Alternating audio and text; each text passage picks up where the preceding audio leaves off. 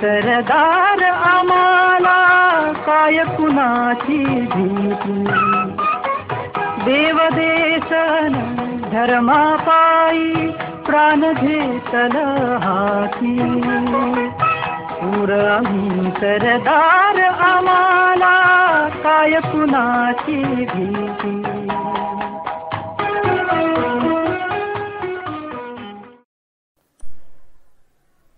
नमस्कार साहित्य उत्सव. मी राधिका बाकले. गौरवशाली इतिहासाची जाण असेल तरच सुवर्णमय भविष्यकाळ घडवता येतो हे वास्तव तुम्ही आम्ही नेहमीच स्वीकारायला हवे. आणि यासाठीच साहित्य उत्सव घेऊन येत आहे इतिहासाच्या पानावर स्वतःच्या अस्तित्वाचा ठसा उमटवणारे, मग ते नायक असो वा महानायक, प्रत्येकाची दखल घेणारे विशेष सदर निखिल भेंडे यांच्या सोबत मी इतिहास बोलतोय. मी इतिहास बोलतोय.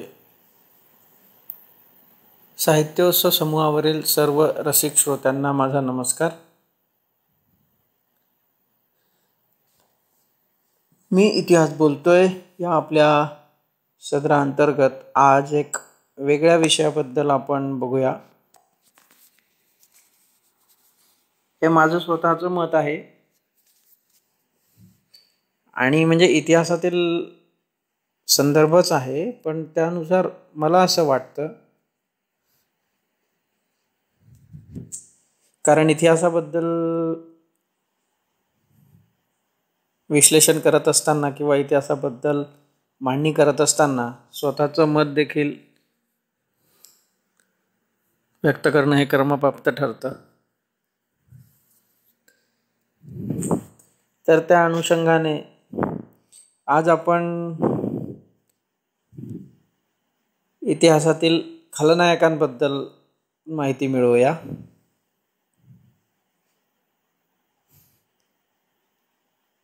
चित्रपटामध्ये जसा खलनायक असतो जो अभिनेत्याला कशा प्रकारे त्रास होईल, त्यापेक्षाही जो मुख्य खलनायक असतो त्याच्यापेक्षा अभिनेत्याच्या बाजूने असलेला व्यक्ती जेव्हा घरभेदीपणा करतो, माफ करा मला खलनायक नाही, मला घरभेदीच म्हणायचं होतं, तर खलनायकापेक्षाही घरभेदी हा जास्त धोकादायक असतो. म्हणजे चित्रपटांमध्ये असंच चित्रण असतं आणि त्यामुळे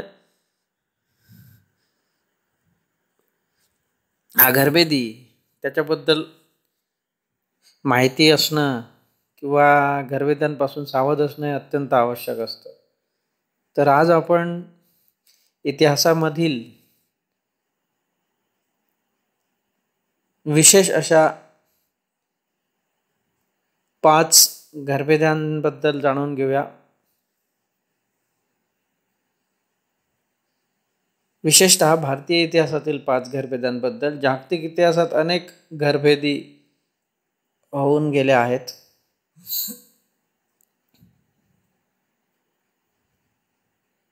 ब्रुटसबद्दल आपल्याला माहितीच आहे. घरभेदाचं सर्वात मोठं उदाहरण तर ब्रुटसच आहे. भारतीय इतिहासामध्ये अनेक अशा घटना घडल्या आहेत ज्या घडल्या नसत्या तर भारताचा इतिहास काही वेगळा असता. जे म्हणतात की इफ्स अँड बट्स, असं झालं असतं तर तसं झालं असतं, किंवा मग असं झालं असतं परंतु असंही झालं असतं, असं इतिहासाच्या बाबतीत बऱ्याचदा म्हटलं जातं. विशेष करून हिटलरच्या रशियावरील आक्रमणाबद्दल तसं म्हटलं जातं. जर रशियावर हिटलरने हल्ला केला नसता तर जागतिक राजकारणाचं चित्र काही वेगळं असू शकलं असतं. असो, आपलं विषयांतर होतं आहे. तर अनेक घरभेदी झाल्या आहेत भारतीय इतिहासामध्ये सुद्धा. त्यापैकी मुख्य 5 घरभेदी आपण बघूया.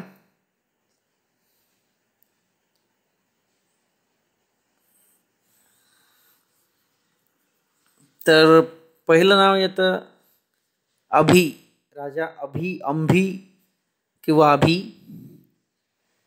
ज्याने जग जिंकायला आलेल्या अलेक्झांडरला आपल्या सत्तापिपासू वृत्तीमुळे पाठिंबा दिला. आपला शेजारी राजा असलेल्या पोरस विरुद्ध त्याने अलेक्झांडरशी हातमिळवणी केली. भारतीय इतिहासातील पहिला राजद्रोही किंवा घरभेदी असा उल्लेख अशा नावाने कुप्रसिद्ध होण्याचा बहुमान हा अंभीने मिळवला आहे.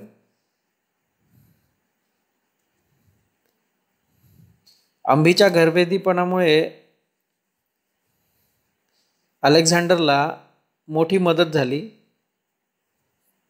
परंतु पराक्रमी पोरसने एवढे होऊन सुद्धा अलेक्झांडरला आगेकूच करू दिली नाही. ही पोरसच्या पराक्रमाची फलश्रुती होती. परंतु याच ठिकाणी जर अंभीने घरभेदीपणा केला नसता तर अलेक्झांडर भारतीय भूमीवर सुद्धा पाऊल ठेवू शकला नसता असे आपण म्हणू शकतो.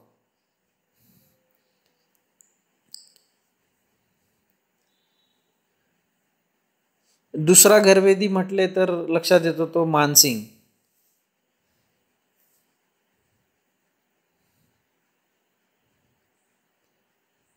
इतिहासामध्ये असं सिद्ध केलं दाखवण्यात आलेलं आहे की सुलतानशाही काळानंतर जेव्हा मुघल सत्ता भारतामध्ये मुघल सत्तेचे आक्रमण झाले,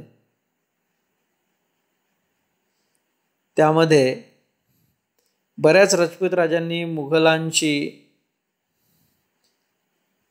काहींनी स्वखुशीने, काहींनी बळजबरीने, काहींनी दोघ्या फटक्याने त्यांचे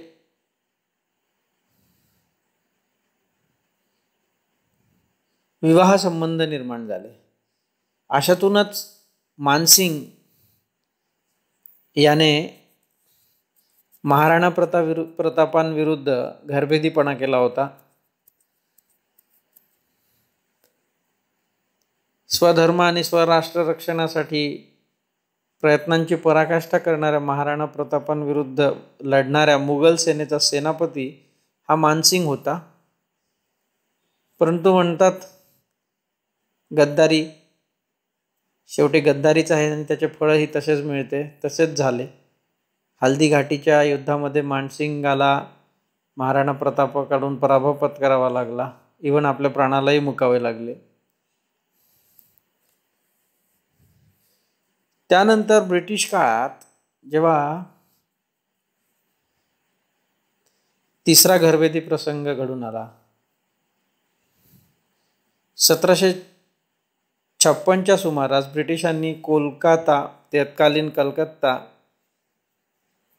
भागात आपल्या व्यापाराच्या संरक्षणासाठी वखारी निर्माण केल्या आणि वखारीच्या संरक्षणासाठी सैन्य उभारणी सुरू केली. तेव्हा सिराज उद्दौला हा बंगालचा नवाब होता. त्याने ब्रिटिशांना अटकाव केला, सैन्य उभारणीसाठी अटकाव केला आणि त्यांनी काही ब्रिटिशांना अंधार कोठडीची शिक्षा सुद्धा दिली. यामुळे रागावलेल्या ब्रिटिशांनी सिराज उद्दौला विरुद्ध कटकारस्थाने करायला सुरुवात केली आणि पुढील इतिहासात ब्रिटिशांनी फोडा आणि राज्य करा ही नीती वापरलीच आहे. त्याचाच प्रत्यय इथे आला. सिराज उद्दौल्याचा सेनापती मीर जाफर यालाच त्यांनी फितूर बनविले. नवाबाविरुद्ध सेनापतीलाच फितूर बनवल्यामुळे सिराज उद्दौलाचा इंग्रजांपुढे निभाव लागला नाही आणि प्लासीच्या लढाईत जी 1757 झाली होती त्याचा पराभव झाला. मात्र वर म्हटल्याप्रमाणे गद्दार शेवटी गद्दारच असतो. या मीर जाफर विरुद्ध देखील तसेच घडले. त्याचाच जावई मीर कासिम याला ब्रिटिशांनी पुन्हा फितूर बनवले आणि मीर जाफरचा सुद्धा काटा ब्रिटिशांनी काढला. त्यानंतर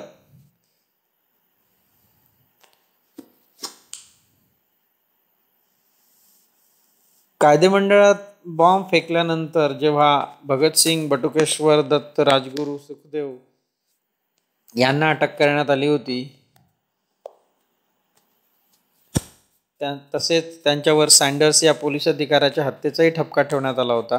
त्यावेळेला सुद्धा फणींद्रनाथ घोष या व्यक्तीने घरभेदीपणा केला होता.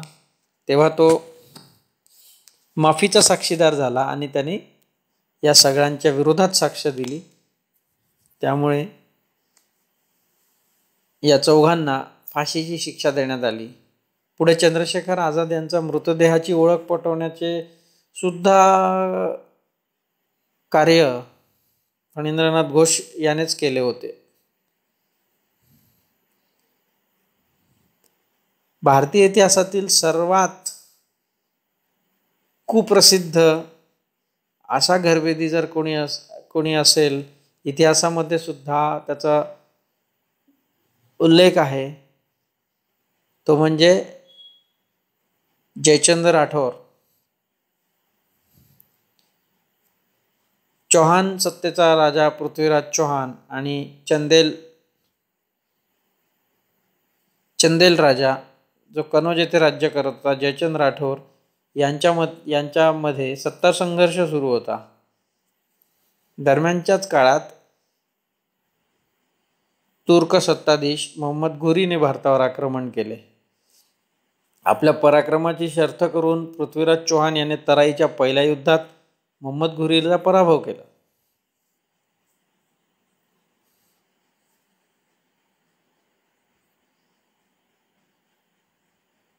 परंतु तराईच्या दुसऱ्या युद्धात चौहान जिंकू शकले नाही. याचे कारण म्हणजे पृथ्वीराज चौहानचा राजकवी असलेल्या चंदा बरदाई याने आपल्या पृथ्वीराज रासो या ग्रंथामध्ये वर्णिलेल्यानुसार घरभेदीपणा हे त्याचे मुख्य कारण होते. कारण कनौजचा राजा जयचंद याने मोहम्मद घुरी विरुद्ध दिल्लीची सत्ता काबीज करण्यासाठी कनौजचा राजा जयचंद याने दिल्लीची सत्ता काबीज करण्याच्या लोभापायी पृथ्वीराज चौहान विरुद्ध मोहम्मद घुरीचा पक्ष घेतला आणि त्या दोघांनी मिळून पृथ्वीराज चौहानचा तराईच्या दुसऱ्या युद्धात पराभव केला आणि भारतात सुलतानशाही सत्तेमधील गुलाम वंशाची सत्ता प्रस्थापित झाली. तर भारतीय इतिहासामध्ये किंबहुना भारतीय इतिहासाला कलाटणी देण्यामध्ये या घरभेद्यांचा मुख्य वाटा आहे. इतकेच काय तर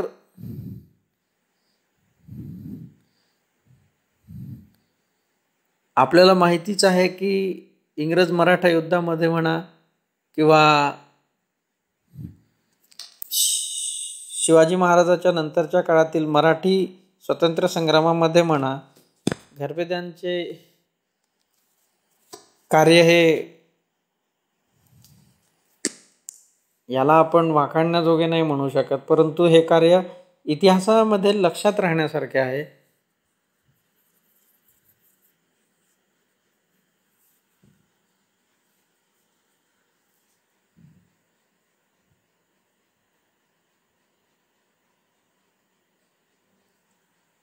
यामध्ये राणी लक्ष्मीबाई विरुद्ध फितुरी करणारे जयाजीराव शिंदे यांचे देखील उदाहरण महत्त्वाचे आहे.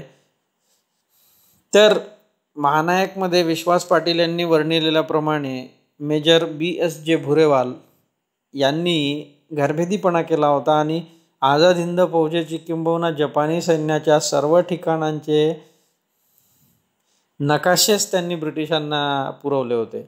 त्यामुळे एक वेळ जपानी सत्तेपुढे शरणागती पत्करण्याच्या परिस्थितीत असलेल्या ब्रिटिशांचे मनोधैर्य वाढले आणि त्यांनी आझाद हिंद सेनेचा आणि जपान्यांचा पराभव केला. यावरून आपल्याला लक्षातच येते घरभेद्यांचे कारनामे हे राष्ट्रासाठी किती धोकादायक ठरू शकतात. तर एक वेगळ्या विषयाला आज हात घालण्याचा मी प्रयत्न केला आहे. होऊ शकतं माझ्याकडून थोडाफार कठोर भाषेचाही वापर इथे झाला असू शकतो, त्याबद्दल क्षमस्व. धन्यवाद. दर्जेदार साहित्याचा आणि कलाकृतींचा आस्वाद घेण्यासाठी जॉईन करा साहित्य उत्सव व्हॉट्सॲप किंवा टेलिग्राम ग्रुप. जॉईन करण्यासाठी संपर्क करा 98 81 60 20 25 या क्रमांकावर. संपर्क क्रमांक पुन्हा एकदा 9881 60 2025. साहित्य उत्सव हे यूट्यूब चॅनल आजच सबस्क्राईब करा. साहित्य उत्सवच्या फेसबुक पेजला जरूर भेट द्या, कारण ज्ञान आणि मनोरंजन यांचं अतूट नातं म्हणजे साहित्य उत्सव.